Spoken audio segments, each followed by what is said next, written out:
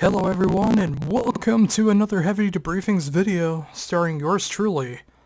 The -6 out of 10 appearance looking, but maybe a little better when it comes to the brain, but probably not, Josh Ronquist. So I'm recording a bunch of videos all in one night because just, spur of the moment.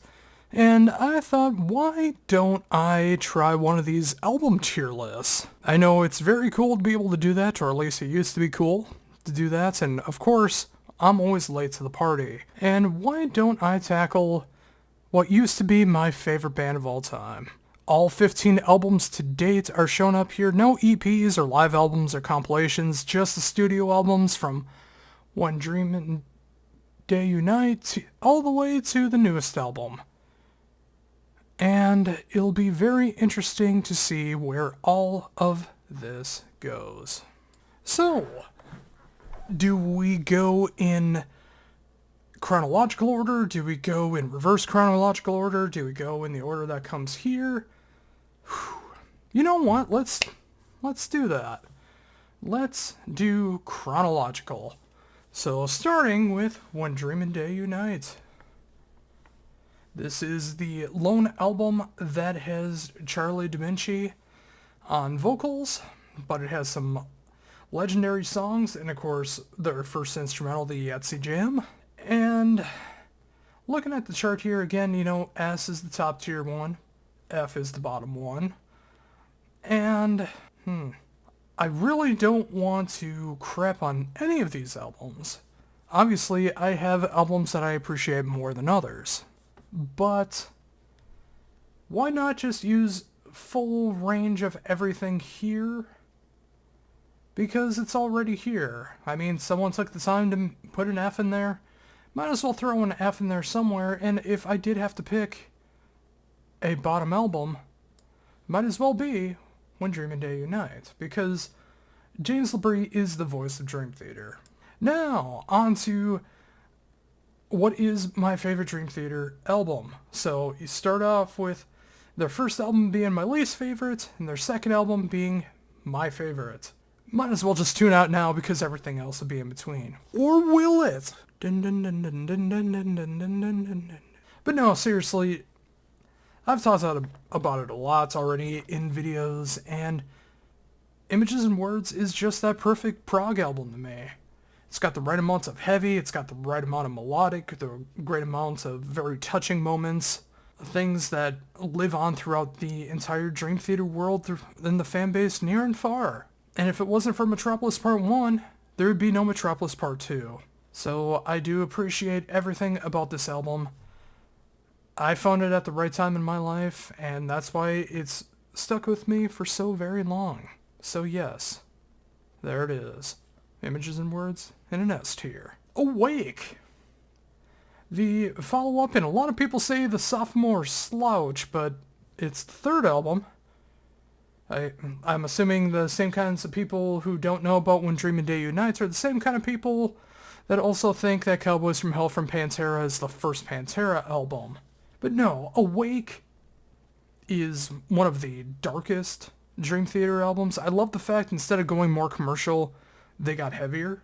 I love the fact that they spread their wings out a little bit more and are able to hit more territories. They have a suite of songs, Mind Besides Itself, Space Divest, Mike Portnoy's least favorite song, a couple of songs in the node to Spider-Man with 6 o'clock and I Know All About the Honor of God, Mary Jane, and Caught into a Web. That's an old Mike Portnoy farm joke if you remember that far back. But seriously folks, Awake is a fantastic album from start to finish, and I wouldn't be doing my due diligence if I didn't put this at least as an A. Falling into Infinity, an album that got messed with so much, and you can now hear the demo version of Falling into Infinity on Spotify since they released it that way.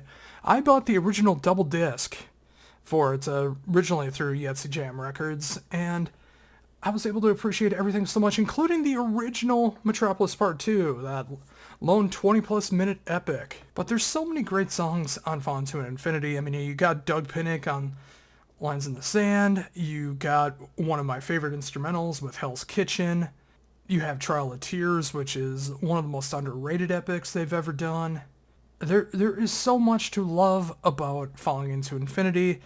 It's not the vision that Dream Theater wanted to have, and everything after this album, at least for a good amount of time, really did hold up in what the band wanted to do to be able to finish out their original contract. And it's really hard to deny the quality of the songs on here that are as good as they could be. And the ones that aren't as good as they could be, they are that good on the Falling Into Infinity demos, which again, you should check out if you want to have a more appreciation for these songs. Not necessarily this album, but these songs.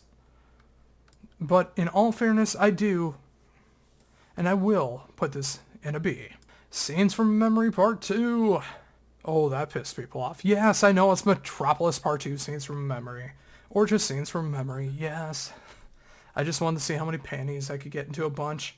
A lot of people consider this the absolute prime, top-tier Dream Theater album. I very much enjoy it. It's not my favorite. I already talked about my favorite. But I think it is more than worthy of being an A.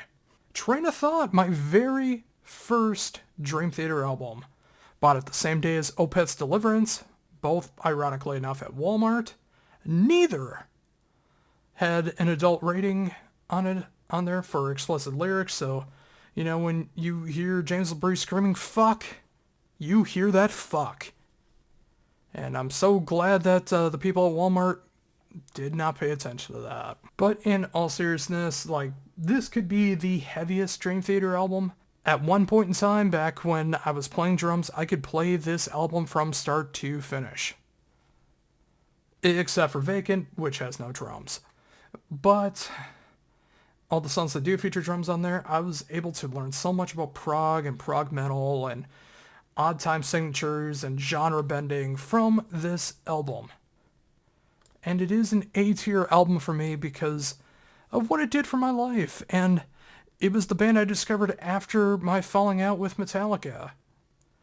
And from the moment that I discovered Train of Thought all the way until probably a few years back is the reason why Dream Theater was my favorite band of all time for so long. Octavarium! Pretty much if this is the metal album of Dream Theater, this is the prog album of Dream Theater. And everything that you needed to know about all the idiosyncrasies of the band and how the previous albums all tied together. I realized I forgot 6 Degrees of Inner Turbulence right after Scenes from Memory, so we're going to talk about that right now. Boy, is there pie on my face. 6 Degrees of Inner Turbulence, the first double disc album of the band's discography. Very much enjoy it, but not as much as I could, so I'm going to put it at a B. But yes, Octavarium, the prog album, which is if this is the yin, this is the yang album, and I think it is very much deserving of a B.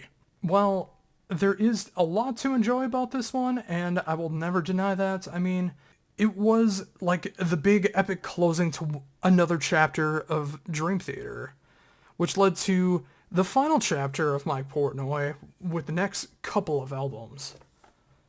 And I do gotta say with that, you know, I think it was a hell of a chapter to be able to close out their original 7-album length contract with, and some great stuff as well. Systematic Chaos is a D. I know this is the album that got them signed to Roadrunner. I know this is the album where a lot of people who I tried to get into Dream Theater started paying attention to Dream Theater, so it shows how powerful I was back in my high school to just getting out of high school phase of life. As in, not very. But I'm glad a lot of more people started to appreciate Dream Theater at this point, but just the album just didn't stick with me as well as it could have. I mean, there's the argument that this is the heaviest album that they've made, but Train of Thought just holds my attention much, much more. Ah yes, here we go, Black Clouds and Silver Linings. Now, absolute A tier. the final album of Mike Portnoy's stint in Dream Theater. At least of 2022, although things could change. I think, even without knowing what was going to happen with the band, I think it was a fine closing sentiment of Mike Portnoy's stint with the band. I mean, from A Nightmare to Remember to the Count of Tuscany and everything in between. It just captures that perfect prog metal essence. And I know a lot of people say that it goes on too long. I disagree. Every song that happens on here happened the way it should have. And I'll be one of the only people to ever say it ever. There should have been more blast beats in A Nightmare to Remember. More blast beats, more blast beats, more blast beats, more... Alright, and now with the current chapter of the band, which I can't believe is already 5 albums in.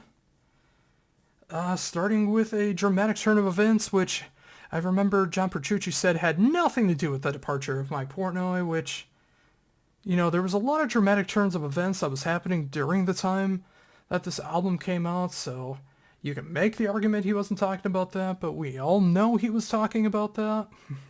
It's a fine album. So fine, I think it's middle of the road at sea. There's a lot of things to enjoy about it, and there's some songs that mean a lot, and the return of John Mayong being able to contribute to the songwriting, at least in some capacity. John Mayong always wrote some of my favorite lyrics, and still does to this day when it comes to Dream Theater. And yeah, I really think that this was a good starting point for the Mike Mangini era of the band, also known as the current era of the band. And it is a fine album. The self-titled, when I actually got to interview Mike Mangini. And I got to see them at a venue which I now only live about 2 or 3 minutes away from. It's just 2 roads away. The venue's 2 roads away from me now. In Burnsville, Minnesota, which is odd to me. It was also when I was dealing with a lot of stuff happening to me in the hospital. Anyone who doesn't know my backstory from all the way back in 2013 into 2014, I was in and out of the hospital for 9 months because my body was basically failing on me, and it kind of just fixed itself. Never got an answer as to what actually happened with me. Yeah, just one of life's little mysteries, I suppose. But with the self-titled album, I do feel it is the best of the Mangini era. And still, even with that, I'm going to give it a B. Because it's not a perfect album, but it is the best with Mike Mangini, in my humblest of humble opinions. The Astonishing, which a lot of people may say is the worst Dream Theater album, I will not. I will not say that, and I actually grew to have more of an appreciation of The Astonishing, thanks into a great deal in part of seeing the album live. It was very odd seeing Dream Theater basically putting on a Broadway play without any Broadway players and just the band doing the band stuff.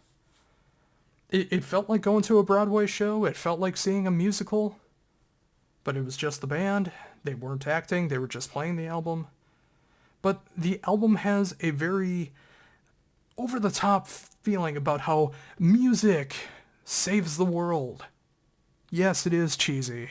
But so is Dream Theater when you think about it. And I love cheese.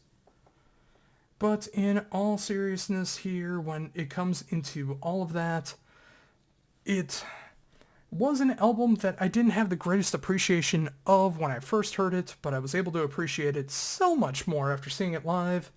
But still, even with that, I'm going to give it a C. Distance Over Time. Another hospital album for me. This came out around the time that I lost the top part of my big right toe. Yes, anyone who doesn't know me, I have 9.5 digits on my feet and all 10 fingers. Diabetes. If you have any kind of sore on your feet, you get that shit checked out. But this is an album that's hard for me because during that time, I wasn't really listening to music, and I never really gave this album a fair shake. It was a really hard time in 2019, and of course my brother dying as well. I mean, there were so many outside influences that made me not appreciate this album as much as I very well could have. But I still very much have an appreciation for the album when I do hear songs off of it.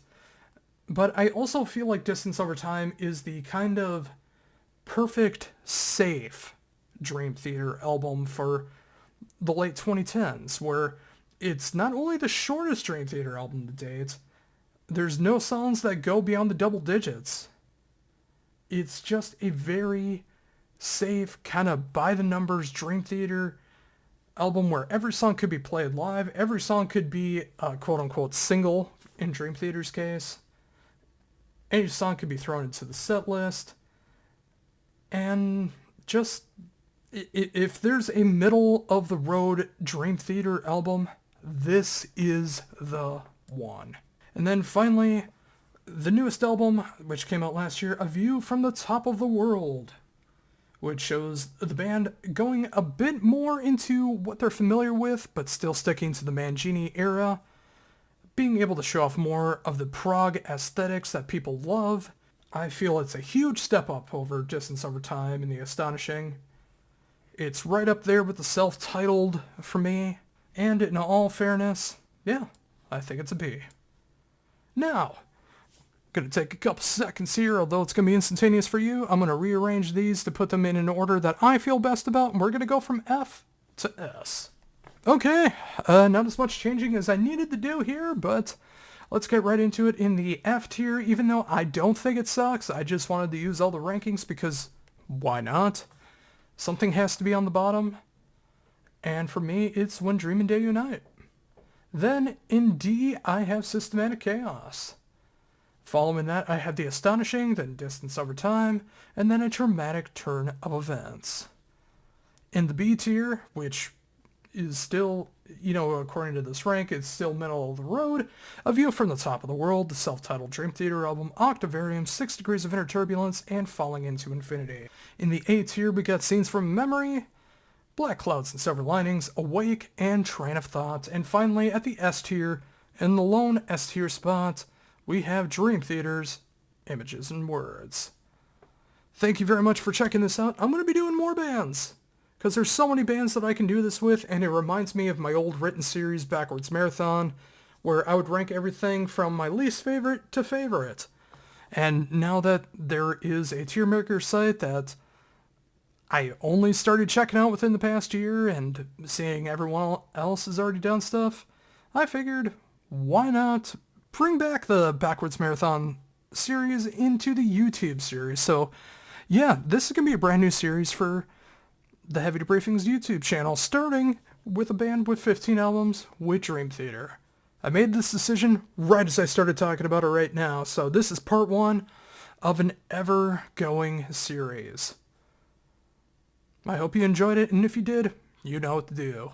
And until next time, for Heavy Debriefings, this is Josh Runquist saying, see ya.